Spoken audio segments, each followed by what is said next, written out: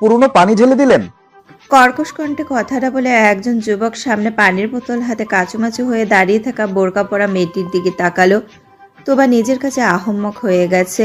পর মুহূর্তে গলা খাকারি দিয়ে বলল, পুরনো পানির জন্য রাগ করেছেন? আপনি চাইলে আমি আজকে টাটকা ঠান্ডা পানি এনে আপনার মুখে ঢেলে দিতে পারি। স্বাধীনের মুখটা কাঠিন্যতায় ছেয়ে গেল। চোখের চশমাটা ঠিক করে কাটকাট গলায় বলল, স্টুপিড মেয়ে। তোবা ভ্রু কুচকে বলল, এই কি বললেন? চোখের সাথে সাথে কি কানেও সমস্যা নাকি আপনার? তোবা তেতে উঠে বলল, বাড়াবাড়ি করবেন না। মানছি আমার ভুল হয়েছে, তাই বলে অপমান তো করতে পারেন না। শুরুতে সরি বললে এভাবে অপমান করতাম না। স্বাধীনের তৎক্ষণাৎ জবাবের বিপরীতে উত্তর গোছাতে তোবার বেগ পেতে হলো। প্রতি উত্তরে বলার মতো কিছু খুঁজে না পেয়ে তোবা অস্ফুট স্বরে বলল, এর জবাব আমি পরকালে গিয়ে নিব। স্বাধীনের ভ্রু কুচকে গেল। এমন কথা জীবনে শুনেছি কিনা সন্দেহ। তবুও নিজেকে সামলে নিয়ে কিছু বলতে যাবে তখনই একটা মালবাহী ট্রাক খুব জোরে হর্ন বাজিয়ে ওদের পাশ দিয়ে চলে গেল। ওরা বর্তমানে রাস্তার এক সাইডে দাঁড়িয়ে আছে। স্বাধীন ট্রাকের থেকে চোখ সরিয়ে তোবার দিকে তাকাতেই থমকে গেল। তোবা 2 হাত দিয়ে মাথা চেপে ধরে মৃদু আত্মনাদ করছে। স্বাধীন বিচলিত কণ্ঠে বলল, আর ইউ ওকে? তোবার ফর্সা মুখটা রক্তিম হয়ে গেছে। চোখ দিয়ে এক ফোঁটা নোনা জল গড়িয়ে পড়ল। ও যে বেশ অসুস্থ বোধ করছে সেটা বুঝতে আর বাকি নেই স্বাধীনের।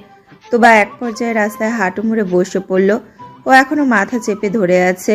তা দেখে স্বাধীন চিন্তিত স্বরে বলল, হেই, আপনাকে ঠিক লাগছে না, হাসপাতালে নিয়ে যাব আপনাকে?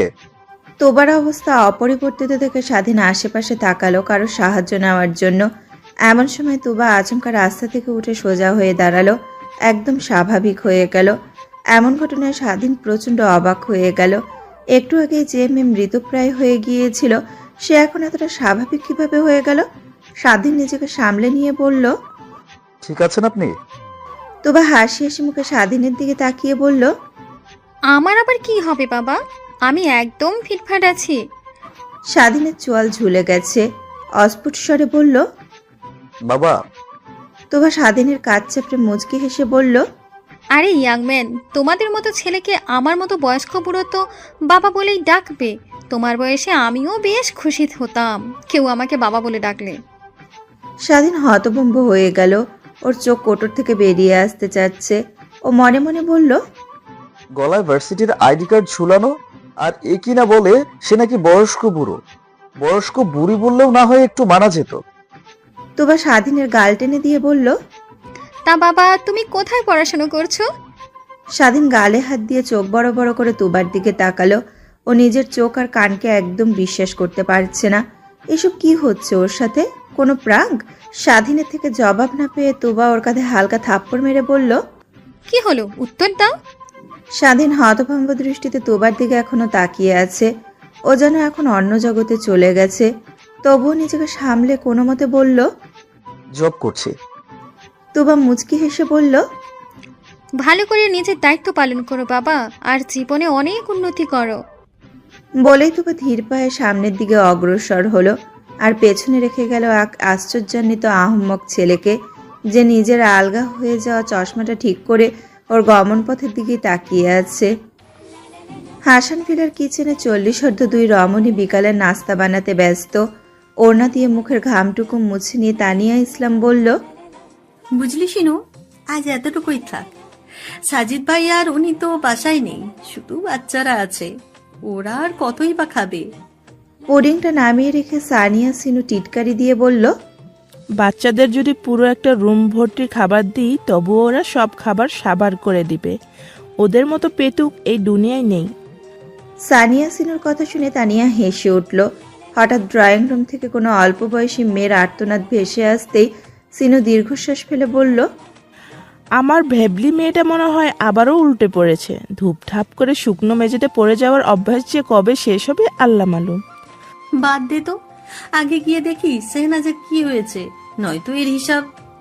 সিনু কপাল চাপড়ে বলল, চুপ কর তানি, পরের লাইন তোমার জানা। তানিয়া কোনো উত্তর না দিয়ে সিনুকে নিয়ে ড্রয়িং রুমে চলে গেল। ঠিক যা ভেবেছিল তাই। শাহনাজ মেঝেতে উল্টো হয়ে পড়ে ব্যথায় কাতরাচ্ছে। ওরা দুইজনে গিয়ে দ্রুত ওকে তুলে সোফায় গিয়ে বসিয়ে দিল। শাহনাজ মৃদু গলায় বলতে লাগলো, মাম্মা, ছোট মা কোমরে ব্যথা পেয়েছি। সিনু বলে উঠল। এ আর নতুন কি মা, দাঁড়াও মলম নিয়ে আসছি। বলে সিনু মলম নিতে চলে গেল। কিছুক্ষণ পর ফিরে এসে মেয়ের কোমরে মলম দিয়ে দিল। অতঃপর মেয়েকে উদ্দেশ্য করে বলল, তোমার ভাই কি করছে? ভাইয়া ওর রুমে। সিনু কপালে ভাঁজ ফেলে বলল, তার মানে ও এখনো ঘুমাচ্ছে? এই ছেলেকে নিয়ে কি করি, সারাদিন ঘুমের উপরেই থাকে। তানিয়া বিরোধিতা করে বলল, মোটেই না, ছুটির দিনগুলোতেই শুধু যা ঘুমায়, নয়তো বাকি দিনগুলো বেশ পরিশ্রম করে পড়াশোনা করে। নিজের ছোট মায়ের কথা টেনে নিয়ে শাহনাজ বলল, আর আমার গাল দুটো সবসময় টেনে টেনে লাল করে দেয়। ওর কথা শুনে সিনু আর তানিয়া একযোগে বলে উঠল, ও তোমাকে অনেক ভালোবাসে তাই এমন করে। শাহনাজ মুখ ভেঙচি কাটল। সিনু কিছু একটা ভেবে দোতলার দিকে পা বাড়ালো। ওর গন্তব্য নিজের একমাত্র আদরের ছেলের ঘর। দরজা খোলা আছে দেখে সিনু নির্দ্বিধায় ভেতরে প্রবেশ করলো। দেখলো উদাম গায়ে ছেলে তার বেঘুরে ঘুমাচ্ছে। সিনু বড় একটা দীর্ঘশ্বাস নিয়ে বিছানার কাছে এগিয়ে গিয়ে ছেলের মাথায় হাত বুলিয়ে বলল, সাবাস, উঠে পড়ো, আর কত ঘুমাবে? আজকের জন্য ঘুমানোর মেয়াদ শেষ। সাবাস ঘুম জড়ানো কণ্ঠে বলল। মাম্মা, আর 5 মিনিট। সিনু ছেলেকে টানতে টানতে বলল, না সাবাস, অনেক হয়েছে, উঠে ফ্রেশ হয়ে নাও। মায়ের কাছে হার মেনে সাবাস আড়মোড়া ভেঙে হাই তুলতে তুলতে বাথরুমের দিকে চলে গেল। সিনু সেদিকে এক পলক তাকিয়ে চোখ ফিরিয়ে নিয়ে বিছানা গোছাতে লাগলো। এমন সময় তানিয়া হন্তদন্ত হয়ে রুমে প্রবেশ করে বিচলিত কণ্ঠে বলে উঠল, তোমার আবারও অ্যাটাক হয়েছে, ভাইয়া এখনই ফোন করে বললো। সাবাস বাথরুমের ভিতর থেকে বলে উঠল। তার মানে আবার আমাদের অভিনয় করতে হবে? শিট। স্নিগ্ধ বিকাল, সূর্যটা ধীরে ধীরে হারিয়ে যাওয়ার পরিকল্পনা করছে। একটা সুন্দরী যুবতী ছাদে দাঁড়িয়ে সেই দৃশ্যেরই সাক্ষী হচ্ছে। বাতাসে ওর লম্বা চুলগুলো মৃদু মৃদু উঠছে। প্রকৃতির সৌন্দর্য উপভোগে বাধা পড়ল কিছু চেঁচামেচির আওয়াজ শুনে। আয়েশা ভ্রু কুচকে শব্দের উৎসের দিকে কান খাড়া করলো। বুঝতে বাকি নেই ড্রয়িং রুমে কিছু না কিছু নিয়ে নিশ্চয়ই বেশ ঝামেলা হচ্ছে। আয়েশা চুলগুলো খোপা করে মাথায় ওড়না ভালো মতো দিয়ে নিচে চলে গেল আজকের কাহিনী সম্পর্কে জানার জন্য। ড্রয়িং রুমে পদার্পণ করতেই শাহনাজ উচ্ছ্বাসিত হয়ে বলতে লাগলো, আপু আবারও আমাদের অভিনয় করার সময় চলে এসেছে। এবার সবচেয়ে কার্যকরী অভিনয়টা আমিই করে দেখাবো। হ্যাঁ। আয়েশা হতাশ শ্বাস ফেলে বলল। তুবা আবারও ট্রমাটাইজড হয়েছে। তানিয়া বলে উঠল, হ্যাঁ মা, তঞ্জিত ভাইয়া ফোন করে বলল, তবে আমাদের কালকে যেতে বলেছে। আজ ভাইয়া আর রাইসা ভাবি সামলে নেবে। আমার ভাতিজিটার যে কি হবে আল্লাহ জানে। আয়েশা ছোট মায়ের গলা জড়িয়ে ধরে বলল, টেনশন করো না তো ছোট মা, আমরা আছি তো। আমরা থাকতে তুবার কিছুই হবে না ইনশাআল্লাহ। তানিয়া সামান্য হাসলো। আয়েশা এক এক করে ড্রয়িং রুমে সবার দিকে তাকালো। শাহনাজ কোমরে হাত দিয়ে সোফায় বসে আছে। নিঃসন্দেহে আবারও চিৎপটাং হয়ে পড়ে গিয়েছিল। মাম্মা কপালে হাত দিয়ে বসে আছে। আর সবশেষে নিজের যমজ ভাই সাবাসকে দেখলো ও নিশ্চিন্ত মনে একটা একটা করে বাদামের খোসা ছাড়াচ্ছে এবং ওপরে ছুঁড়ে মুখের মধ্যে লুফে নিচ্ছে। চোখ মুখ কুচকে সেই দিক থেকে চোখ সরিয়ে নিয়ে আয়েশা তানিয়াকে বলল, মাম্মার পটলা 3টা তো এখানেই আছে, তা তোমার পটলা মানে তুষার কোথায় ছোট মা? তানিয়া কিছু বলার আগে শাহনাজ বলে উঠল, তুষার ভাই কিছু বই কিনতে গেছে। অন্যদের বেলা যেমন তেমন, কিন্তু তুষারের প্রসঙ্গ আসলেই সব তথ্য তোর থেকে পাওয়া যায়। ব্যাপার কি সেজু? শাহনাজ থতমত খেয়ে গেল। আমতা আমতা করে বলল, আসলে আপু ওনাকে যাওয়ার সময় দেখেছিলাম। একটা আলিশান লাইব্রেরিতে অনেক মানুষ, বিশেষ করে যুবক যুবতীরা নিজেদের জ্ঞানের তৃষ্ণা মেটানোর অভিপ্রায়ে এসেছে। এমন কোনো বই মনে হয় নেই যেটা এই লাইব্রেরিতে উপস্থিত নেই। একজন যুবক ঘুরে ঘুরে তার কাঙ্ক্ষিত বইয়ের উপস্থিতি খুঁজে বের করতে ব্যস্ত। অবশেষে খুঁজে পেয়ে সেটা নিতে যাবে, তখনই উল্টো দিক থেকে একটা টান অনুভব করলো। যুবকটাও নিজের দিকে জোরে টান দিল।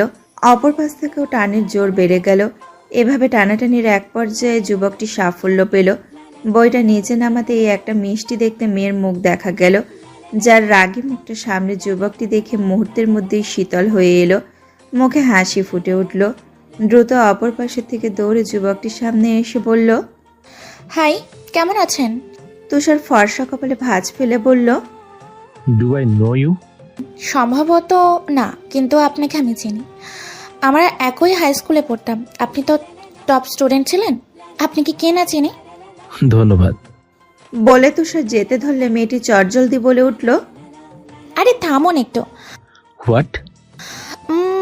আপনার নাম্বারটা দেওয়া যাবে? মানে আপনার থেকে সাজেশন নিতাম কিভাবে টপ করতে হয়। তুষার অত্যন্ত শীতল স্বরে বলল, আমার টপ করার একটাই কারণ, আমি কখনো কারোর নাম্বার চাইনি তার থেকে সাজেশন নেওয়ার জন্য। মেয়েটা থতমত খেয়ে গেল। সেটা পাত্তা না দিয়ে তুষার আরও কয়েকটা বই নিজের ব্যাকপ্যাকে ভরে লাইব্রেরি থেকে বেরিয়ে গেল। লাইব্রেরিতে বিদ্যমান সবাই এক নজর হলেও তুষারের দিকে তাকিয়েছে। এমন লাবণ্যময় ফর্সা ছেলে সচরাচর দেখা যায় না। ব্যালকনির আধো আলোয় এক প্রবীণ দম্পতি চিন্তিত হয়ে বসে আছে, ঘন ঘন দীর্ঘশ্বাস ফেলছে। এক পর্যায়ে নীরবতা ভেঙে রায়েসা ইকবাল বলে উঠল, আমাদের মেয়েটার এই পার্সোনালিটি ডিসঅর্ডার ব্যাধিটা কবে শেষ হবে চিরকুমার স্বামী?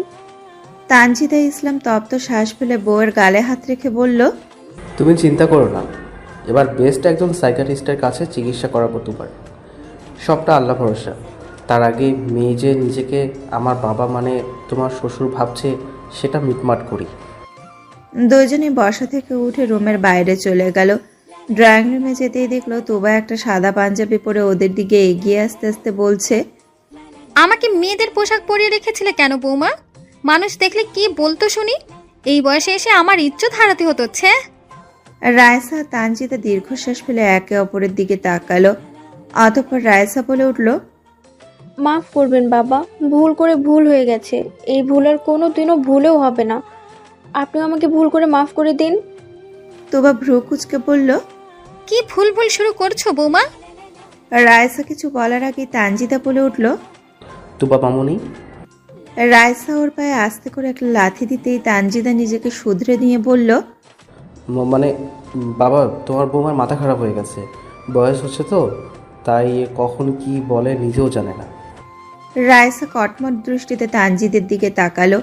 তা দেখে তানজিদ ভয়ে একটা ঢোক গিলল। তুবা যে নিজেকে তানজিদের বাবা তাহির ইসলাম ভাবছে, সে হেসে উঠল। কিছুক্ষণ হাসার পর হাসি থামিয়ে বলল, বউয়ের সাথে লাগতে যেও না, এর ফল খুব একটা ভালো হয় না। আমিও তোমার মায়ের সাথে বুঝে শুনে কথা বলি। বলে আবারও সামান্য হাসলো। তা দেখে তানজিদ আর রায়সা জোরপূর্বক হাসলো, নয়তো তুবা ওদের সন্দেহ করতে পারে। তুবা হাসি থামিয়ে বলল, ও হ্যাঁ, সে কোথায়, মানে তোমার শাশুড়ি? একজন আশীর্ধ বৃদ্ধা মহিলা ধীর পায়ে এগিয়ে আসতে আসতে বলল, এই যে আমি। তোবা ওনার দিকে তাকিয়ে মুচকি হাসলো। তারপর সবাই মিলে ডাইনিং টেবিলে চলে গেল। তোবা ব্যতীত কেউ খেতে পারছে না, গলা দিয়ে খাবার নামতেই চাচ্ছে না।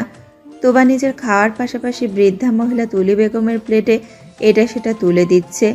তুলি বেগম তোবার দিকে তাকিয়ে একটা মেকি হাসি দিয়ে ছেলে আর ছেলের বউয়ের দিকে অসহায়ভাবে তাকালেন, যারাও একই দৃষ্টিতে বিচলিত চিত্তে ওনার দিকেই তাকিয়ে আছে।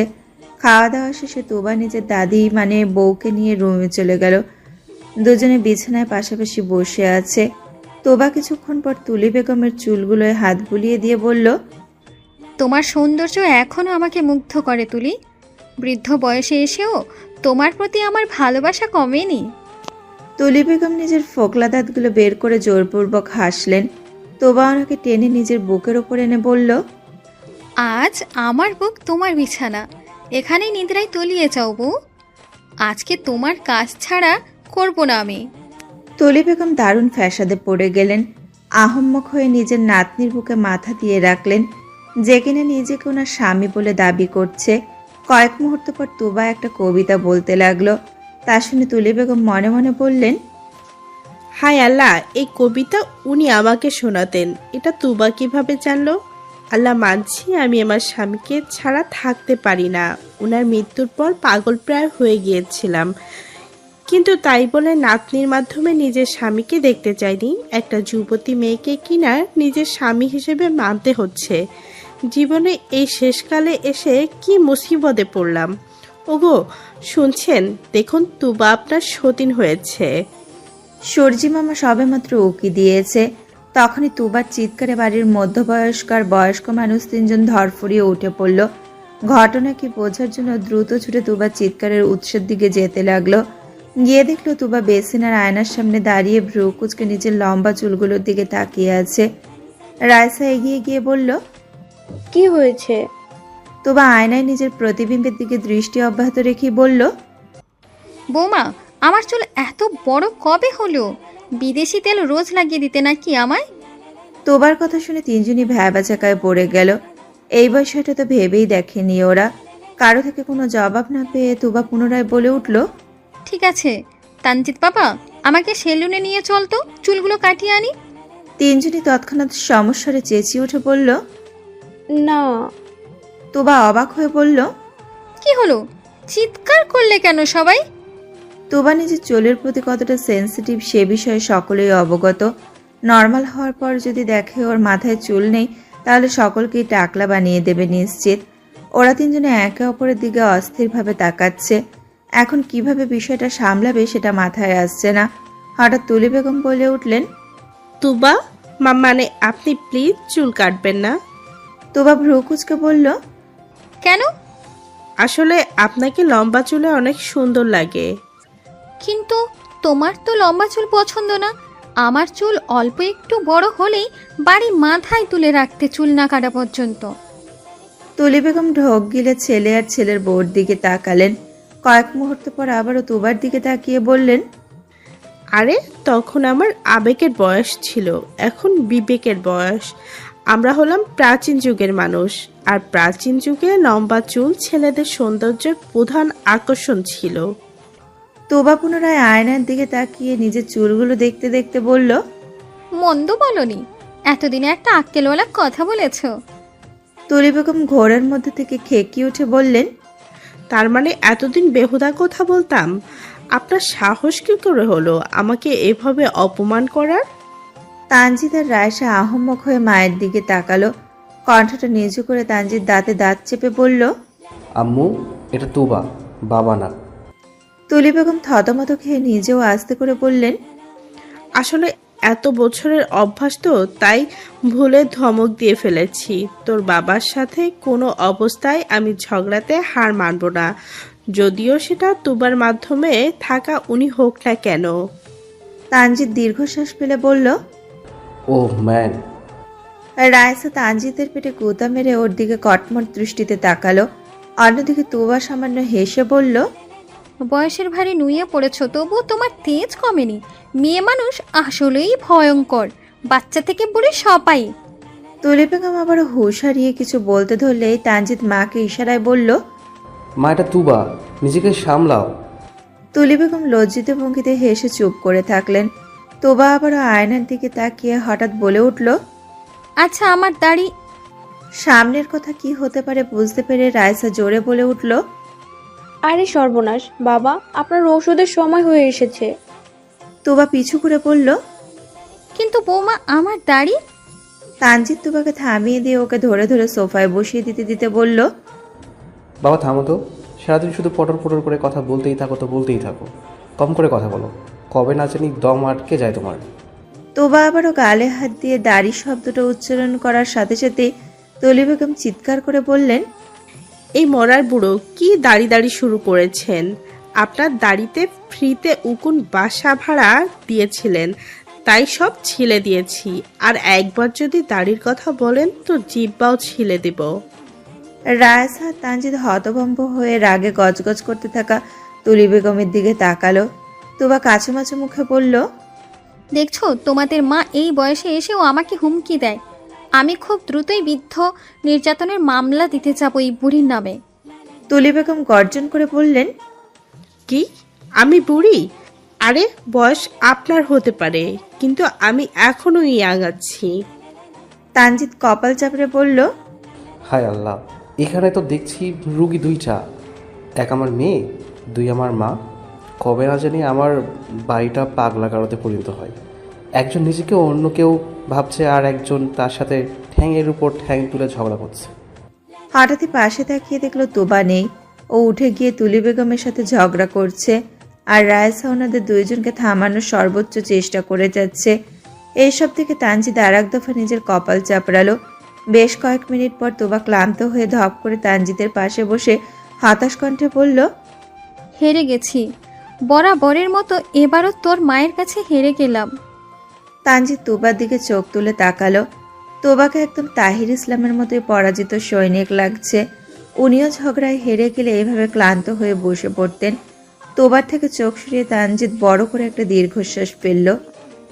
হাসান ভিলার সবাই ব্যস্ততার সাথে কাজ করে চলেছে, কারণ তাদের গন্তব্য এখন তানিয়া ইসলামের বাবার বাড়ি, যেখানে তোবা সকলের মাথা খারাপ করে দিচ্ছে। ব্রেকফাস্ট করা শেষে সবাই যে যার রুমে চলে গেছে তৈরি হওয়ার জন্য। তানিয়া ইসলাম বোরকা পরে ড্রয়িং রুমে এসে গলা খানিকটা উঁচিয়ে বলল, বাচ্চারা দ্রুত আসো।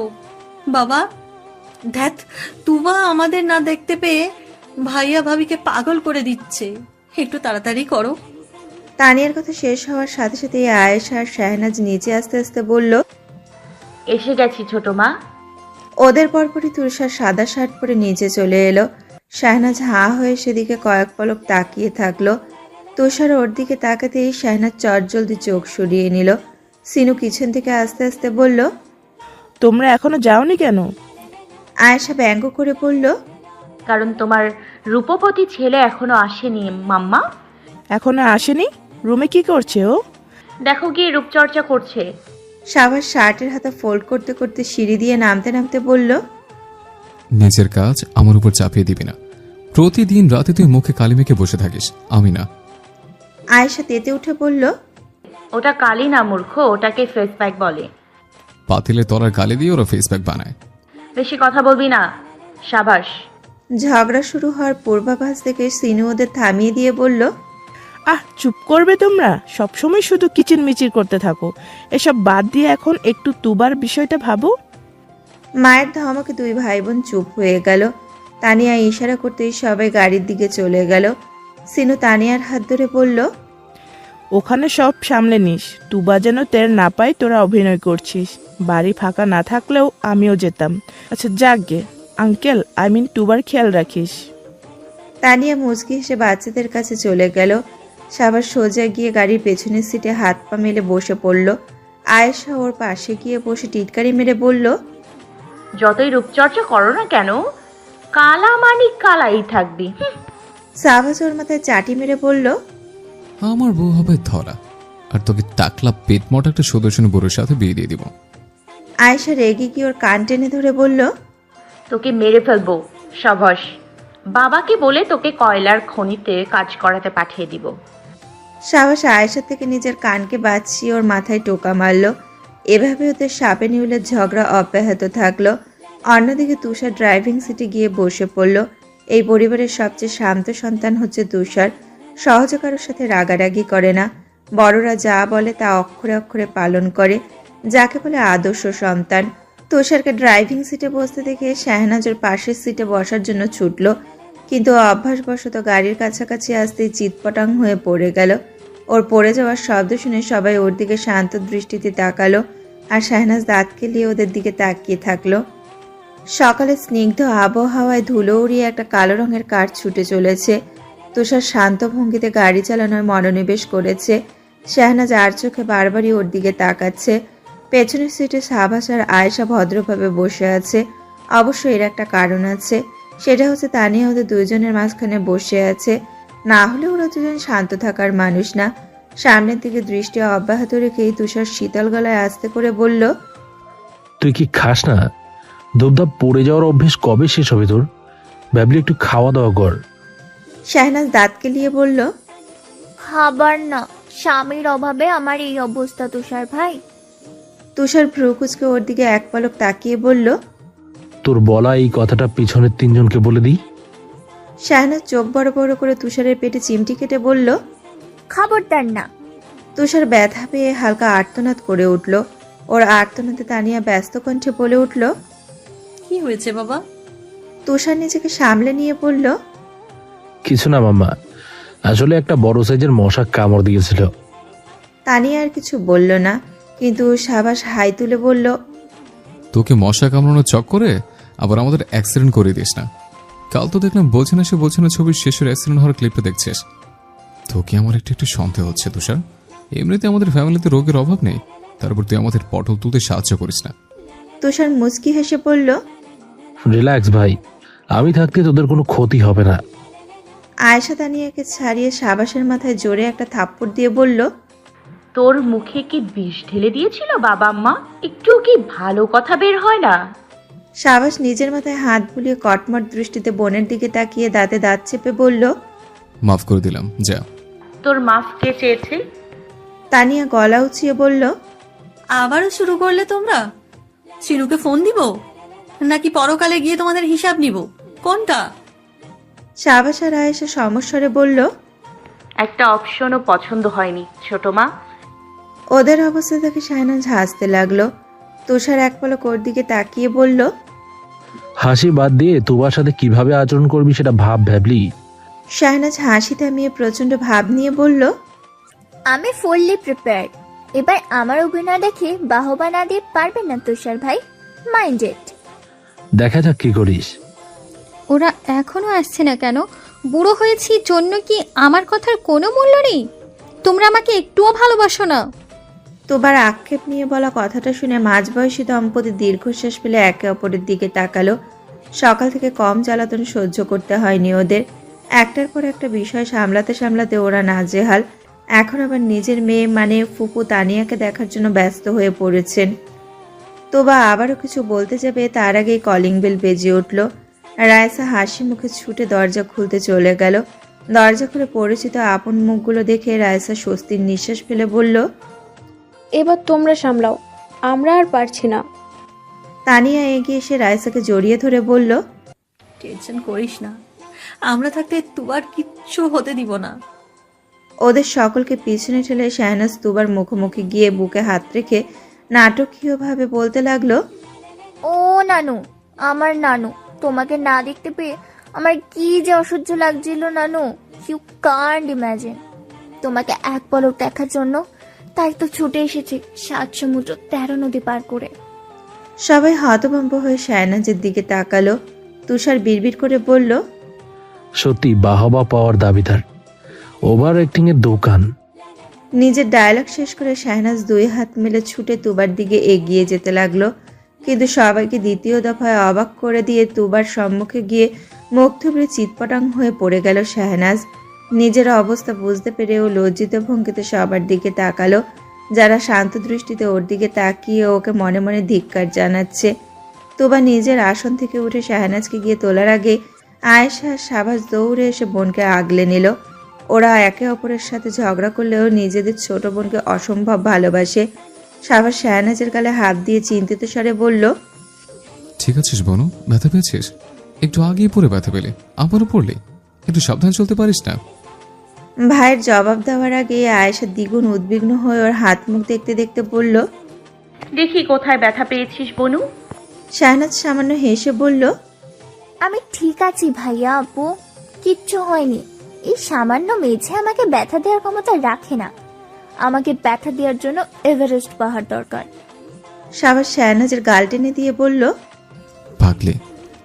তারপর দুজন মিলে শাহনাজকে মেঝে থেকে ওঠালো। শাহনাজ বোরখাটা ঠিক করে তোবার পাশে গিয়ে বসে পড়ল। বাকিরাও হাত ছেড়ে ড্রয়িং রুমের সোফায় গিয়ে বসে পড়ল। তুষার শাহনাজের কাছাকাছি গিয়ে টিটকারি দিয়ে ফিসফিস করে বলল, তুই ব্যথা পাওয়ার প্রশ্নই আসে না।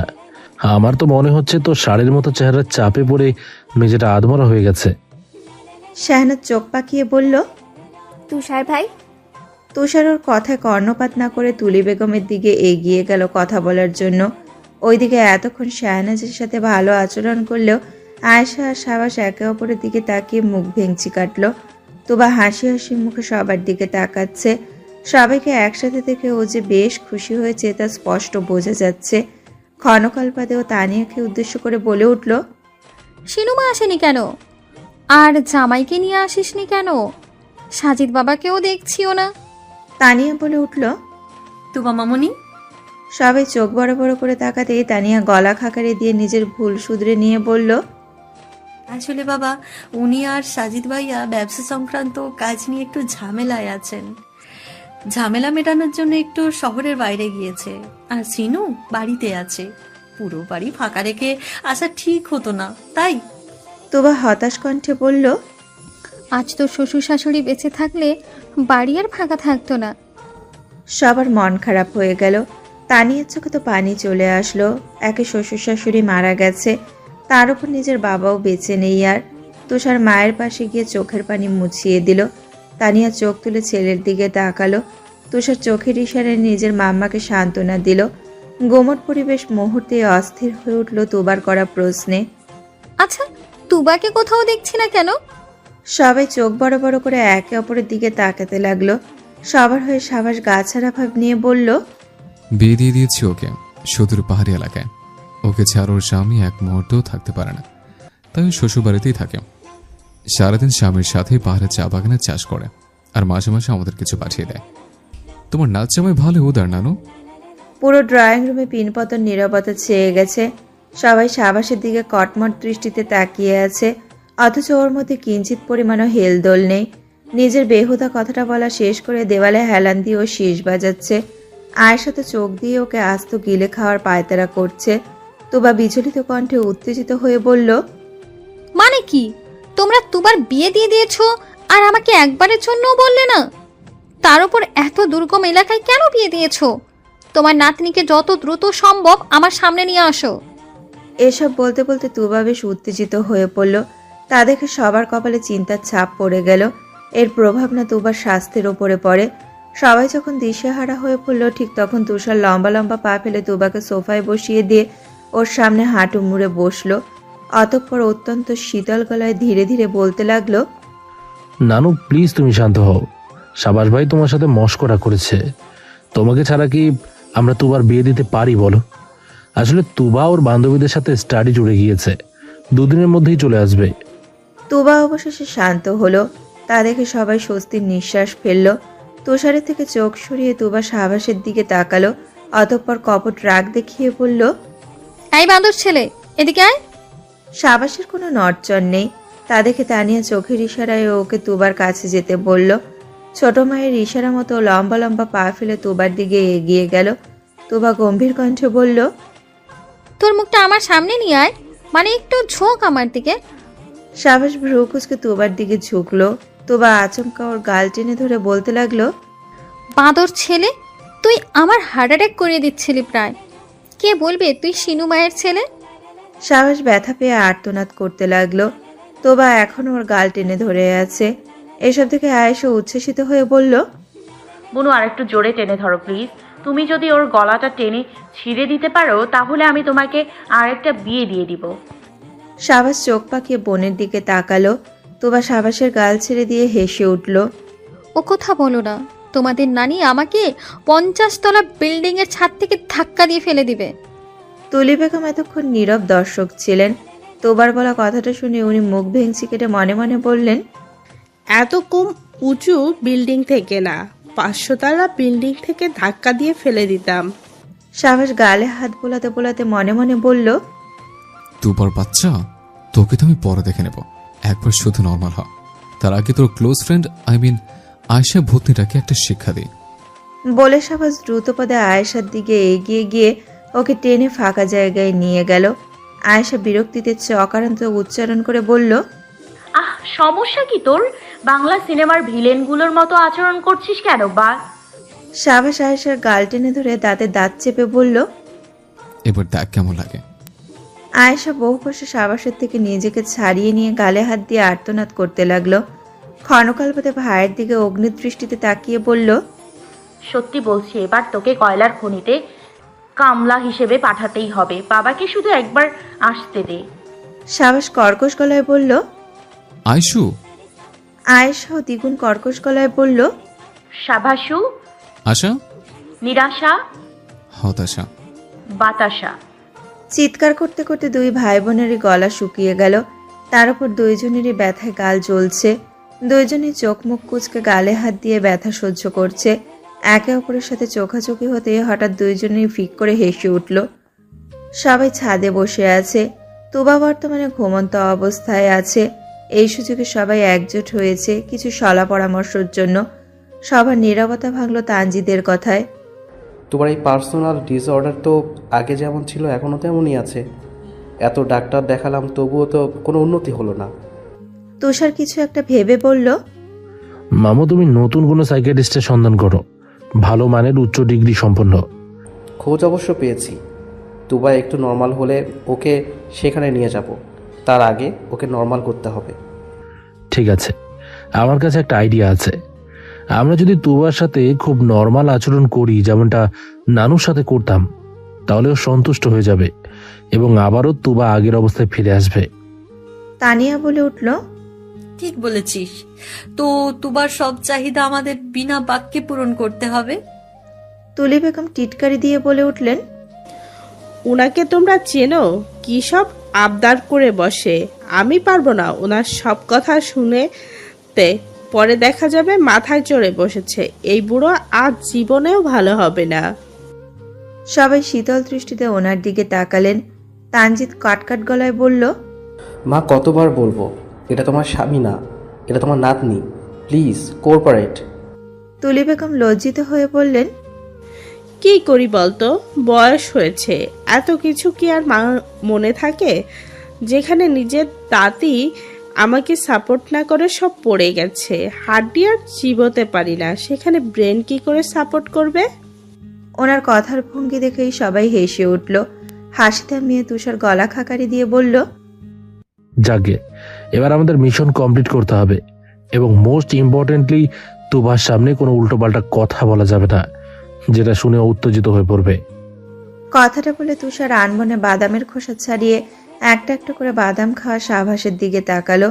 তুষারের পাশাপাশি বাকিরা ওর দিকে তাকালো। সবাইকে একসাথে তাকাতে দেখে সাভাস বাদাম খাওয়া বাদ দিয়ে ভ্রুকুচকে বলল, হোয়াট? সবাই সমস্যারে বলে উঠল। তুই মুখটা বন্ধ রাখিস। সাভাস এক পলক ওদের গম্ভীর মুখগুলোর দিকে তাকিয়ে চোখ সরিয়ে নিল এবং পুনরায় বাদাম খাওয়ায় মনোযোগ দিল। সবাই এবার সাভাসের থেকে চোখ সরিয়ে নিল। তুষার শান্ত দৃষ্টিতে শাহনাজের দিকে তাকিয়ে বলল, আর তুই? শাহনাজ সাভাসের অবস্থা থেকে মুচকি মুচকি হাসছিল। তুষারের কথা শুনে চমকে উঠে বলল, কি? আমি তো কিছু বলিনি ভাইয়ার মতো। বলিসনি, কিন্তু তার চেয়েও বেশি কিছু করেছিস। শাহনাজ অবাক হয়ে বলল, কি? তোর ওভার অ্যাক্টিং এর দোকানটা একটু বন্ধ রাখিস। তোর এত সুন্দর ট্যালেন্ট দয়া করে সবার সামনে উন্মুক্ত করিস না। ইটস আ রিকোয়েস্ট ভ্যাবলি। শাহনাজ মুখ ভেঙচি কেটে মনে মনে বলল, আমার মেধার মূল্য যেদিন বুঝবেন সেদিন আপনার চোখের পানি, নাকের পানি সব এক হয়ে যাবে। এমন সময় নিচে থেকে তুবার কণ্ঠস্বর ভেসে আসলো, তুলি, আমার দাঁতের সেটটা কোথায়? খুঁজে পাচ্ছি না তো। তুলি বেগম খেকিয়ে উঠে সবাইকে উদ্দেশ্য করে বললেন, দেখলি এই বুড়োর কাণ্ড? এই জন্যই বলি সব চাহিদা মেটাতে বারণ করেছিলাম। 32টা দাঁত থাকার পরেও নাকি দাঁতের সেট লাগবে। তা বলি দাঁতের সেট দিয়ে কি জিব্বায় লাগাবেন নাকি ঠোঁটে? কেটে গেছে 3 দিন। তুষারের কথা মতো সবাই তুবার সাথে নর্মাল আচরণ করেছে। অবশ্য হঠাৎ মরা তুলি বেগম খেই হারিয়ে ফেলতেন। তখন তানজিৎ মাকে টেনে অন্যদিকে নিয়ে যেত। তোবা এখন আর কোনো সন্দেহটাই প্রশ্ন করে না। তানিয়ারা পরের দিনই নিজেদের বাড়িতে চলে এসেছিল। হাসান ফেলে বয়স্করা ড্রয়িং রুমে বসে আছে। বাড়ির 2 কর্তা সোফায় বসে কফি খাচ্ছে। সাজিদ হাসান কফি খাওয়ার পাশাপাশি বই পড়ছে। চোখে একটা মোটা ফ্রেমের চশমা। ক্ষণকাল নীরবতা পালন করে মেহমেদ হাসান হাই তুলে বললেন, ভাই, তুই বুড়ো হয়ে গেছিস। হোয়াট এভার, চোখে চশমা না দিলে তো এখন কিছুই দেখিস না। সাজিদ কোনো উত্তর না দিয়ে বই পড়ার মনোযোগ অব্যাহত রাখলো। তা দেখে মেহমেদ টিটকারি দিয়ে বলল, তোকে কতবার বলেছি এত বই পড়িস না। হোয়াট এভার, এখন দেখলি তো শ্বশুর হওয়ার আগেই দৃষ্টিশক্তির 12টা বাজিয়ে ফেলেছিস।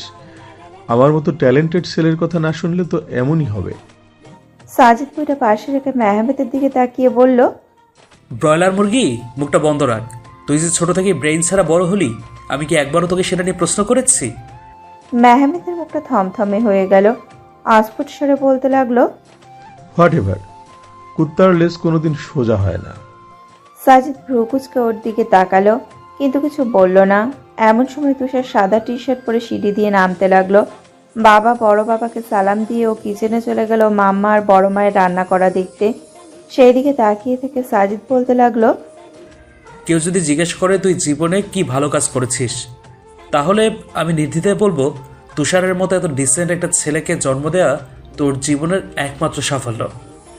মেহমেদ সাজিদের অপমান গায়ে না মেখে চিন্তিত স্বরে বলল, আমার না খুব টেনশন হয় ভাই।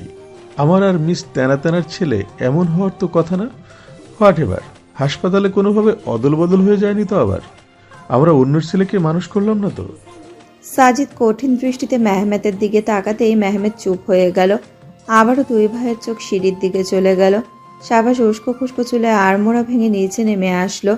সাজিদের মেহমেদকে উদ্দেশ্য করে বলল, হ্যালো বয়স্ক পার্টি, বেশি বেশি করে জিম করো, বুঝলে? পেটটা তো ফুল উঠেছে দিনকে দিন।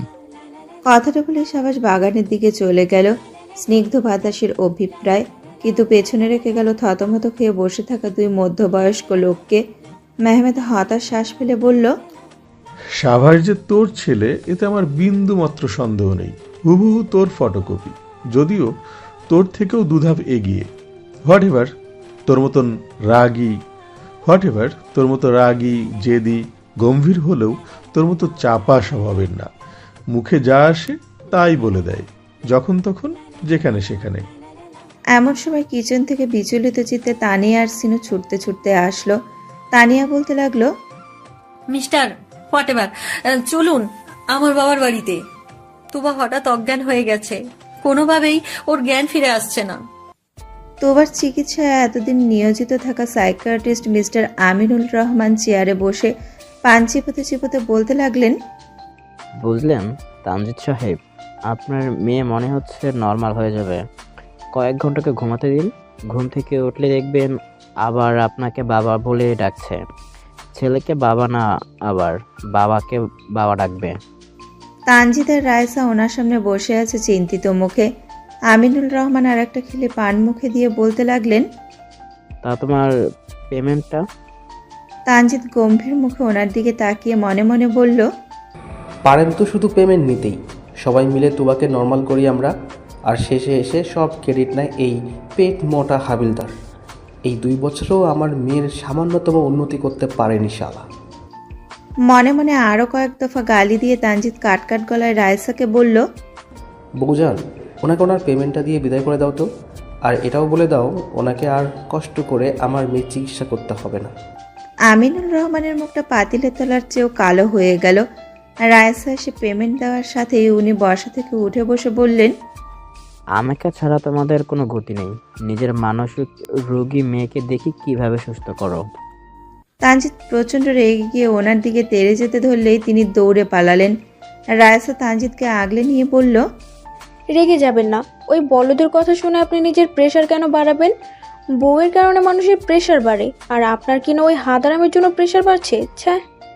তোবার রুমে সবাই উপস্থিত হয়েছে। হাসান পরিবার কিছুক্ষণ আগেই এখানে পৌঁছেছে। তোবাকে নিয়ে সবাই টুকটাক কথা বলছে। হঠাৎ তোবাকে নড়তে দেখে সবাই সেই দিকে সাবধানী দৃষ্টিতে তাকালো। কয়েক সেকেন্ডের মধ্যেই তোবা পিটপিট করে চোখ খুলে সবার দিকে তাকাতে লাগলো। কিছুক্ষণ তাকিয়ে থাকার পর তোবা তানজিদের দিকে তাকিয়ে দুর্বল কণ্ঠে বলল, বাবা, আমি কি আবারও দাদু হয়ে গেছিলাম? সকলেই স্বস্তির নিঃশ্বাস ফেলল। তানজিদ মেয়ে শিওরের কাছে গিয়ে বসে ওর গালে হাত রেখে বলল, বাবনে ঠিক আছো? তোবা শোয়া থেকে উঠে বসলো। তানজিদ ওকে বাধা দিলেও শুনল না। এক এক করে সবার দিকে তাকিয়ে তোবা কাঁদো কাঁদো স্বরে বলল, আমি আবারও সবাইকে অনেক কষ্ট দিয়েছি, তাই না? আমার জন্য সবাইকে অনেক ঝামেলায় পড়তে হয়েছে, বলো? তোবা অস্থির হয়ে উঠল। অবশ্য প্রতিবার নর্মাল হওয়ার পর এমন উত্তেজিত হয়ে যায় ও নিজেকে দোষী ভাবতে শুরু করে। ভেতরে ভেতরে ও অনুতপ্ততায় গুমড়ে মরে। সবাই মিলে তোবাকে শান্ত করার চেষ্টা করতে লাগলো। তানজিদ মেয়েকে নিজের বুকের সাথে মিশিয়ে নিয়ে বলল, তুবা মামুনি, তোমার জন্য আমাদের একটুও কষ্ট হয়নি, বিশ্বাস করো সোনামা আমার। তোবা তবুও ছটফট করতে লাগলো। ব্যগ্র কণ্ঠে বলতে লাগলো, দাদি, ও দাদি, আমি তোমার সাথে উল্টাপাল্টা কিছু করিনি তো?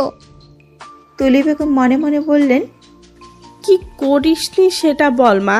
তোর টর্চারে আমার 1 বছরের আয়ু কমে গেছে। স্বামীর কাছে যাওয়ার সময় আরো 1 বছর ঘনিয়ে আসলো। কিন্তু মুখে বলল, না সোনা, কিচ্ছু করিসনি তুই, আমরা কোনো অসুবিধায় পড়িনি। তোবা তবুও শান্ত হলো না। অস্থিরভাবে বলতে লাগলো, তোমরা মিথ্যে বলছো, সবাই মিথ্যা বলছো। আমি কিছু তো করেইছি। সাবাস বিরক্তিতে চকারান্ত উচ্চারণ করে বলল, হ্যাঁ রে তোমার বাচ্চা, বহুত চালিয়েছিস। ভাবতেই পারবি না আমাদের মাথার তার অল্পের জন্য ছিঁড়ে যায়নি। নানিকে তো বেদম পিটিয়েছিস, তানজিৎ মামুকে থাপ্পড় মেরেছিস, আর আমার পাছায় লাথি মেরেছিস। পুরো রুম ভার হয়ে উঠল তুবার কান্নার আওয়াজে। সাহসের কথা শোনার পর থেকে ও গলা ফাটিয়ে কান্না শুরু করে দিয়েছে। তানজিৎ কোনোভাবেই মেয়েকে সামলাতে সক্ষম হচ্ছে না। অন্যদিকে সবাই অগ্নিদৃষ্টিতে সাহসের দিকে তাকিয়ে আছে। তবুও সাহস নির্লিপ্তভাবে দাঁড়িয়ে আছে, যেন ও কিছুই করেনি। ছেলের এমন আচরণ থেকে সিনু লম্বা লম্বা পা ফেলে সাহসের কাছে গিয়ে ওর কান টেনে ধরে বলল, অসভ্য ছেলে, এসব মিথ্যে কথা বলতে তোমার লজ্জা করলো না? আয়েশা গলা উঁচিয়ে বলল, মাম্মা, তুমি মনে হয় ভুলে গেছো যে তোমার ছেলের লজ্জা নেই। মেয়ের কথায় মনোযোগ না দিয়ে সিনু আরো জোরে সাবাসের কান টেনে ধরে বলল, তুবার কাছে ক্ষমা চাও বলছি, এক্ষুনি যাবে। সাবাস অনিচ্ছা সত্ত্বেও তুবার দিকে তাকিয়ে আফওয়ান বলল। এতে করে তুবার কান্নার বেগ কিছুটা কমে গেল। সাবাস চাপা আর্তনাদ করে বলল, মাম্মা ক্ষমা চেয়েছি তো, মাম্মা ক্ষমা চেয়েছি তো, এখন অন্তত কান ছেড়ে দাও, ব্যথা পাচ্ছে। সিনু সাবাসের কান ছেড়ে দিল। সাবাস চোখ মুখ কুচকে কানে হাত বোলাতে লাগলো। তুবার দিকে খানিকটা এগিয়ে গিয়ে সিনু নরম স্বরে বলতে লাগলো, তুমি তো সাবাসকে চেনোই, ও কেমন, ওর কথা একদম বিশ্বাস করবে না। ক্রন্দনরত চোখে সিনুর কথা শুনে তুবা শান্ত হলো। হঠাৎ সামনের দিকে তাকাতেই দেখলো সাবাস শব্দ না করে মুখ নাড়িয়ে নাড়িয়ে বলছে, মাম্মা মিথ্যা বলছে, বিশ্বাস করিস না, আমি যেটা বলছি সেটাই সত্যি। তা দেখে তুবার ঠোঁট কাঁপতে লাগলো, অর্থাৎ আরও এক দফা জোরে কান্নার প্রস্তুতি শুরু হতে লাগলো। সাবাস ওর অবস্থা দেখে নিঃশব্দে হাসতে লাগলো। আচমকা পাশে থাকাতেই সাবাসের মুখের হাসি হাওয়ায় মিলিয়ে গেল।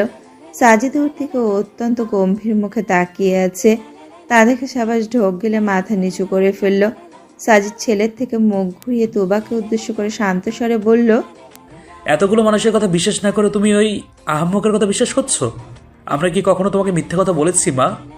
তুবা অস্ফুট স্বরে মাথা নাড়িয়ে বলল, না। তাহলে কান্না থামিয়ে মুখে হাসি ফোটাও। তুবা এবার সামান্য হাসলো। তা দেখে সবাই স্বস্তির নিঃশ্বাস ফেলল। অন্যদিকে সাবাস ওই যে মাথা নিচু করেছে এখনো তোলেনি। তানজিৎ তুবার মাথায় হাত রেখে বলল, আজ তোমাকে একজন নতুন সাইকিয়াট্রিস্টের কাছে নিয়ে যাব। এবার ইনশাআল্লাহ তুমি একদম সুস্থ হয়ে যাবে মামুনি। একবেলা তানজিৎদের বাড়িতে থেকে হাসান পরিবার নিজেদের বাড়িতে চলে গেছে। বর্তমানে ড্রয়িং রুমে বসে সবাই বিকেলের নাস্তা করছে। অবশ্য সাবাস সবার থেকে দূরে আলাদা একটা জায়গায় বসে বাদাম খাচ্ছে। বাদাম ওর সবচেয়ে পছন্দের, তাই সবসময় বাদাম খায়। এছাড়াও ওর আর একটা গুণ দোষ হচ্ছে, ও পরিবারের সাথে আড্ডায় বসে না।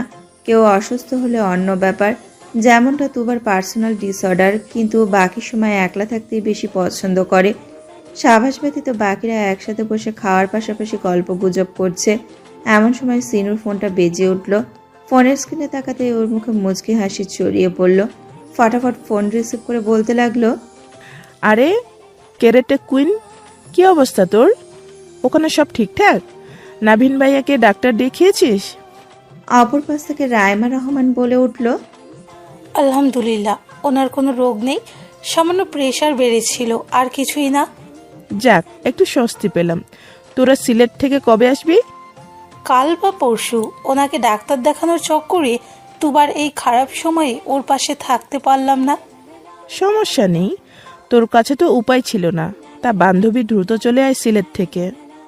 রায়মা, সিনু, তানিয়া আর রায়সা ছোট থেকেই বেস্ট ফ্রেন্ড। আল্লাহর রহমতে ওদের বিয়েও প্রায় কাছাকাছি জায়গায় হয়েছে। তানিয়া আর সিনু তো দুই যা। রায়সার বিয়ে তানিয়ার ভাইয়ের সাথে হয়েছে, আর রায়মার বিয়ে সিনুর দুঃসম্পর্কের ভাইয়ের সাথে হয়েছে। সিনু ফোন কেটে দিল। অতঃপর পুনরায় সকলের সাথে আড্ডায় মেতে উঠল। তোবা বর্তমানে একজন সাইকিয়াট্রিস্টের কাছে এসেছে। ও অবশ্য বাইরে বেঞ্চে বসে আছে। ভেতরে তানজিদ আর রায়সা সাইকিয়াট্রিস্টের সাথে কথা বলছে। কিছুক্ষণ পর ওরা কেবিন থেকে বাইরে এসে তোবাকে একলা ভেতরে পাঠিয়ে দিল। তোবা দরজায় নক করে বলল, আসতে পারি? একটা ভরাট গলার কণ্ঠস্বর ভেসে আসলো। Yes, come in. যুবকটা অন্যদিকে মুখ করে দাঁড়িয়ে আছে। তোবা ভেবেছিল বয়স্ক কেউ হবে, কিন্তু যুবক কাউকে দেখে খানিকটা অবাক হয়েছে বটে। নির্দিষ্ট আসনে বসে ও কেবিনটা ভালো মতো দেখতে লাগলো। টেবিলে দেখতে পেল লেখা আছে ডক্টর স্বাধীন মুক্তাকি। এরপরই স্বাধীন চেয়ার টেনে ওর সামনে বসে পড়ল। প্রথমবারের মতো চোখাচোখি হতে স্বাধীন আর তুবা হতভম্ব হয়ে একে অপরের দিকে তাকিয়ে থাকলো। তুবা বিড়বিড় করে বলল, আরে এনার সাথে তো আমার ঝগড়া অসম্পূর্ণ রয়ে গেছে। ইস, অ্যাটাকটা একটু পরে হলে ঝগড়াটা কমপ্লিট করা যেত। স্বাধীন গলা খাকারি দিয়ে বলল, সেদিনের আচরণের কারণটা আজ বুঝলাম। আপনার হঠাৎ আচরণে আমি ভুলে গিয়েছিলাম যে আমি একজন সাইকিয়াট্রিস্ট। তুবা জোরপূর্বক হাসলো, কিন্তু মনে মনে বলল, কারণ আপনি গাধা। স্বাধীনকে দেখে খানিকটা বিব্রত মনে হচ্ছে, যদিও কয়েক সেকেন্ডের মধ্যেই নিজের বিব্রতিকর ভাব কাটিয়ে উঠেছে ও। তোবার সাথেও কথা বলতে যাবে এমন সময় একজন চশমা পরা বৃদ্ধ লোক কেবিনে ঢুকে পড়ল। স্বাধীন আর তুবা ওনার দিকে চকিতে তাকালো। বৃদ্ধ লোকটি সামান্য হেসে বলল, আফওয়ান এভাবে ঢুকে পড়ার জন্য, কিন্তু তোমার সাথে কিছু জরুরি কথা ছিল বাবা। স্বাধীন তড়াক করে বর্ষা থেকে উঠে অমায়িক হাসি হেসে বৃদ্ধ লোকটার কথা শুনতে লাগলো, এমনকি তার সাথে হাসি ঠাট্টাও করলো। কয়েক মিনিট পর বৃদ্ধ লোকটি যেতে ধরলে স্বাধীন পেছন থেকে বলল, আমার জন্য বাইরে অপেক্ষা করুন, আজ একসাথে ডিনার করব।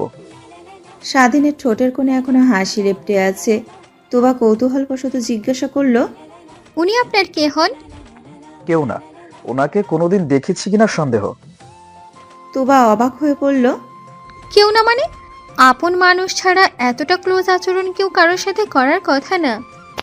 স্বাধীন চোখে চশমাটা ঠিক করে অত্যন্ত সিরিয়াস ভঙ্গিতে বলল, আসলে চশমা পরা কাউকে দেখলে আমার তাকে খুব আপন আপন লাগে। মনে হয় তার সাথে আমার আত্মার সম্পর্ক রয়েছে। ইচ্ছে করে তাকে জড়িয়ে ধরি, তাকে নিজের বাসায় নিয়ে গিয়ে রাখি, একসাথে বসে আড্ডা দিই, খাওয়া দাওয়া করি। তোবার চোয়াল ঝুলে গেল। বিড়বিড় করে বলতে লাগলো, সাইকিয়াট্রিস্টের দেখছি নিজেরও একটা সাইকিয়াট্রিস্টিক দেখানো জরুরি। বাবা কার কাছে নিয়ে এলো আমাকে? তোবাকে বিড়বিড় করতে দেখে স্বাধীন ভ্রু কুঁচকে বলল, কিছু বলবেন? তোবা স্বাভাবিক হয়ে বলল, বলেছি, কিন্তু আপনার শোনার মতো কিছু বলিনি। এই কথাটা আপনার শোনা নিষিদ্ধ। কেবিনে প্রগাঢ় নিস্তব্ধতা। তোবা আর স্বাধীন মুখোমুখি বসে আছে। স্বাধীন মুখের হাসি গায়েব করে প্রফেশনাল মুডে এসে গেল। গলা খাকারি দিয়ে বলতে লাগলো, আপনার এই সমস্যার সূত্রপাত কবে থেকে? আপনার আব্বু আম্মুর থেকে শুনেছি সব, তবুও আপনার মুখে আবারও শুনতে চাচ্ছি। তোবা কিছুকাল চুপ করে থাকলো, তারপর লম্বা করে একটা শ্বাস নিয়ে বলতে লাগলো, আমার বয়স তখন 7 কি 8। দাদুর সাথে মিলে আমি পার্কে ঘুরতে গিয়েছিলাম। এটা আমাদের প্রতিদিনকার রুটিন ছিল। বিকেল হলে দুজনে চলে যেতাম পার্কে আড্ডা দিতে, কিন্তু ভাবিনি এই পার্কে যাওয়া আমাদের জীবনে অমানিসা ডেকে আনবে। স্বাধীন মনোযোগের শ্রোতার ন্যায় তোবার দিকে তাকিয়ে আছে। তোবা কিছুক্ষণ শ্বাস নিয়ে পুনরায় বলতে লাগলো, পার্ক থেকে বেরিয়ে সামনে একটা আইসক্রিমের দোকান চোখে পড়তেই আমি আইসক্রিম খাওয়ার জন্য জেদ করেছিলাম। দাদু আমাকে পার্কের সামনে দাঁড় করিয়ে দোকানটার দিকে এগিয়ে যাচ্ছিল। এ সময় একটা মালবাহী ট্রাক নিয়ন্ত্রণ হারিয়ে সেদিক দিয়েই যাচ্ছিল। হঠাৎ এমন দুর্ঘটনায় দাদু কী করবে বুঝে ওঠার আগেই ট্রাকটা আমার দাদুকে আমার চোখের সামনে পেয়েছে। তোবার গলা কেঁপে উঠল, চোখের কার্নিশ বেয়ে নোনা জল গড়িয়ে পড়তে লাগলো। স্বাধীন এক গ্লাস ঠান্ডা পানি ওর দিকে নিঃশব্দে বাড়িয়ে দিল। তোবা তৎক্ষণাৎ গ্লাসটা নিয়ে ঢকঢক করে পানি খেতে লাগলো। অতঃপর কম্পিত গলায় বলে উঠল, তখন থেকেই ট্রাকের হর্ন আমার কানে আসলেই আমি দাদুর চরিত্রে রূপান্তরিত হয়ে যাই। বলেই তোবা মাথা নিচু করে নিশ্চুপ কাঁদতে লাগলো। স্বাধীন একটা রুমাল ওর দিকে বাড়িয়ে দিয়ে শান্ত গলায় বলল, নিন, চোখের পানি মুছুন। তোবা এক পলক স্বাধীনের মুখের দিকে তাকিয়ে ওর বাড়িয়ে রাখা হাত থেকে রুমালটা নিয়ে নিল। স্বাধীন তোবাকে একটু স্বাভাবিক করতে ইচ্ছে করে বলে উঠল, একটা কথা, চোখের পানি মুছুন, ঠিক আছে, নাকের সর্দি যেন মুছে ফেলবেন না। তোবা হতভম্ব দৃষ্টিতে স্বাধীনের দিকে তাকালো। স্বাধীন পুনরায় বলে উঠল, আপনি যদি চশমা পরতেন তাহলে হয়তো মাইন্ড করতাম না, কিন্তু যেহেতু চশমা পরেন না তাই ভুলেও সর্দি মোছার কথা কল্পনাতেও আনবেন না। তোবা নিজের হতভম্ব ভাব কাটিয়ে দুষ্টু হাসলো। তারপর শব্দ করে টেনে টেনে নাকে যত সর্দি ছিল সব স্বাধীনের রুমালে মুছে ফেললো। স্বাধীন চোখ মুখ কুচকে বলল, ছি। তোবা 32 পেটি দাঁত বের করে রুমালটা ওর দিকে বাড়িয়ে দিয়ে বলল, এই নিন সাইকো সাহেব, সাইকিয়াট্রিস্ট সাহেব, আপনার রুমাল, যেটা আমার ডায়মন্ডের চেয়েও দামি সর্দি দিয়ে মোড়ানো। স্বাধীন হাত উছিয়ে বলল, রেখে দিন, এটা আমার পক্ষ থেকে আপনার জন্য ছোট্ট উপহার। প্রথমবার আমার চেম্বারে এসেছেন, গিফট তো দিতেই পারি। সিনু আর তানিয়া ডাইনিং টেবিলে খাবার সাজাচ্ছে। তানিয়া খাবার সাজানোর পাশাপাশি হাঁক ছেড়ে বলতে লাগলো, জমিদারের বংশধররা তোমাদের ছুটি শেষ হয়েছে, সেটা ভুলে যেও না। দ্রুত নিচে আসো। ভার্সিটিতে কি তোমাদের হয়ে সিনু আর আমি যাব? 4 ভাই বোন হুড়মুড় করে সিঁড়ি বেয়ে নামতে লাগলো, কারণ ওরা বুঝে গেছে ওদের মায়েরা খেপেছে। সবাই ভার্সিটির জন্য তৈরি হয়ে এসেছে। আয়েশা আর শাহবাজ 3rd ইয়ারে, তুষার 2nd ইয়ারে, আর শাহনাজ মাত্রই কলেজ লাইফে পদার্পণ করেছে। সবাই ডাইনিং টেবিলে গিয়ে বসে পড়ল। শাহনাজ পেছে পেছে তুষারের পাশের সিটটাতেই বসেছে। সাজিদ আর মেহমদ চলে আসলো। পরিবারের সব সদস্য উপস্থিত আছে। খাওয়ার পাশাপাশি সাজিদ বাচ্চাদের উদ্দেশ্য করে বলল, ভার্সিটিতে এমন কোনো কাজ করো না যেন বাসায় রিপোর্ট চলে আসে। আয়েশা তৎক্ষণাৎ বলে উঠল, সেটা সাভাসকে ভালো করে বলো বাবা। তুষার আর আমার জন্য তোমাদের কোনো রূপ ভোগান্তিতে পড়তে হবে না, গ্যারান্টি দিচ্ছি। সাজিদ ছেলের দিকে তাকিয়ে বলল, শোনো সাভাস, ভার্সিটিতে তোমাকে পড়াশোনা করার জন্য পাঠিয়েছি। ক্লাসমেট, জুনিয়র কিংবা সিনিয়রদের সাথে ঝামেলা করার জন্য পাঠাইনি। সাবাস খাবার খেতে খেতে বলল, আমি জানি বাবা, কিন্তু কেউ যদি আমার বোন তো দূর অন্য কোনো মেয়েদের নিয়ে কোনো বাজে উক্তি করে, আমি ছেড়ে কথা বলবো না। মেহমেদ উচ্ছ্বাসিত কণ্ঠে বলে উঠল, একদম ওগুলোকে মেরে হাড় গোড় ভেঙে দিবি। হোয়াট এভার, কম করে হলেও 1 মাসের জন্য যেন ট্রমায় থাকে। সাজিদ চোখ পাকিয়ে তাকাতেই মেহমেদ এদিক ওদিক তাকাতে লাগলো। তানিয়া ওর দিকে চোখ গরম করে তাকিয়ে আছে। সাজিদ গম্ভীর গলায় বলে উঠল, বিভিন্নভাবে একটা বিষয় হ্যান্ডেল করা যায়। সবসময় যে ঝুঁকিপূর্ণ রাস্তায় বেছে নিতে হবে তা না, শান্তিপূর্ণভাবেও একটা বিষয় আলোচনা করা যায়। মেহমেদ বিড়বিড় করে বলল, হ্যাঁ, তুই তো খুব ঠান্ডা মাথায় কাজ করতি। হোয়াট এভার, আমার ভাতিজা কিন্তু তোরই রক্ত, অতএব তোর মতোই আচরণ করবে, বলদ। ডাইনিং টেবিলে আবারও নীরবতা নেমে আসলো। সাবাস শুরু থেকে যেভাবে খাচ্ছিল এখনো সেভাবেই খাচ্ছে। ও আদেও বাবার বলা কথাগুলো মানবে কিনা আল্লাহ মালুম। খাওয়া দাওয়া শেষে সবার থেকে বিদায় নিয়ে 4 ভাই বোন বাইরে চলে আসলো। সাবাস আর তুষার নিজেদের বাইক বের করলো। শাহনাজ ছুটে গিয়ে তুষারকে হাসি হাসি মুখে বলল, আপনার বাইকের পিছনে বসি। তুষার শাহনাজের আগ্রহী মুখটার দিকে তাকিয়ে ঠান্ডা গলায় বলল, জি না, আমার বউ ছাড়া আমার বাইকের পিছনে ওঠার অধিকার কারোর নেই। বলেই তুষার বাইক স্টার্ট করেই মেন গেট পেরিয়ে গেল। সেই দিকে তাকিয়ে থেকে শাহনাজ বলে উঠল, সে তো আমাকেই বসাতে হবে, তাহলে এখন এত নাটক করে লাভ কি তুষার ভাই? এমন সময় সাবাসের গলা ভেসে আসলো, সেজো দ্রুত আয়, তোকে কলেজে ড্রপ করে দিই। ড্রাইভার আঙ্কেল এখনো আসেনি অসুস্থতার কারণে, তাই আজ আমার সাথে যেতে হবে তোকে। শাহনাজ দ্রুত পথে ভাইয়ের কাছে চলে গেল। বাইকে উঠে বসতেই সাবাস বাইক স্টার্ট দিতে উদ্যত হলে আয়েশা 2 হাত মেলে বাইকের সামনে গিয়ে পথ আটকে বলল, আজব, আমি কিভাবে যাব? আমাকে ফেলে যাচ্ছিস কোন সাহসে? সাবাস কাটকাট গলায় বলল, কোন ছোকরি মহিলাকে আমি আমার বাইকে বসাবো না, সর বলছে আমরা থেকে। সাবাসের বাচ্চা, বেশি বাড়াবাড়ি করবি না বলে দিলাম। করবো, তাতে তোর কি? শাহনাজ দীর্ঘশ্বাস ফেলল 2 ভাই বোনের ঝগড়া দেখে। অতঃপর সাবাসের কাজ ঝাঁকিয়ে বলল, ভাইয়া, আপুকেও সাথে নাও। সাবাস হতাশ শ্বাস ফেলে আয়েশার দিকে তাকিয়ে বলল, উঠে পড়। আয়েশা দাঁত খেলিয়ে বাইকে উঠে পড়ল। তা দেখে সাবাস ব্যঙ্গ করে বলল, আঁকে সরা দরকার নেই, বনু বলেছে জন্য বাইকে চড়ার অনুমতি দিয়েছে, নয়তো তোর মতো কুমড়ো পটাশকে আমার বাইক তো দূর, স্টোর রুমে পড়ে থাকা আমার পুরনো সাইকেলও উঠাতাম না। একদম পরিষ্কার পিচঢালা রাস্তা দিয়ে বাইক ছুটে চলেছে। এই 18 বছরের বাংলাদেশের বেশ উন্নয়ন হয়েছে। এখন আর যত্রতত্র ময়লা আবর্জনা পড়ে থাকতে দেখা যায় না। তার পাশাপাশি মানুষ ও পরিবেশের ভারসাম্য রক্ষায় বেশ সচেতন হয়ে উঠেছে। তখনের অপমানের বদলা নেওয়ার জন্য আয়েশা মুখ থেকে সেন্টার ফ্রুট বের করে সাবাসের চুলে আটকে দিল। ফ্রন্ট মিররে সেটা খেয়াল করে সাবাস ব্রেক কষল। তারপর অত্যন্ত গম্ভীর কণ্ঠে বলে উঠল, আয়েশা, বাইক থেকে নাম। বাইক থেকে নামবো মানে? নামতে বলেছি বেয়াদব। ভাইয়ের ধমকে আয়েশা চটজলদি বাইক থেকে নেমে পড়ল। ও নামার সাথে সাবা সর্বোচ্চ স্পিডে বাইক স্টার্ট করে সেখান থেকে চলে গেল। আচমকা এমন হওয়ায় আয়েশা হতভম্ব হয়ে গেল। হুঁশ ফিরতেই ও দাঁতের দাঁত চেপে বলল, সাবাসের বাচ্চা, দেখে নিস, একটা ডাইনির সাথে তোর বিয়ে হবে, যার চোখ হবে গরুর মতো টানা টানা, চুল হবে ঝাড়ুর মতো সিল্কি, চোখ হবে বান্দরের পাছার মতো লাল, আর চেহারা হবে জলহস্তির মতো চিকন। সারা জীবন জামাই বউ কয়লার খনিতে কাজ করে মরিস, বলদের বলদ।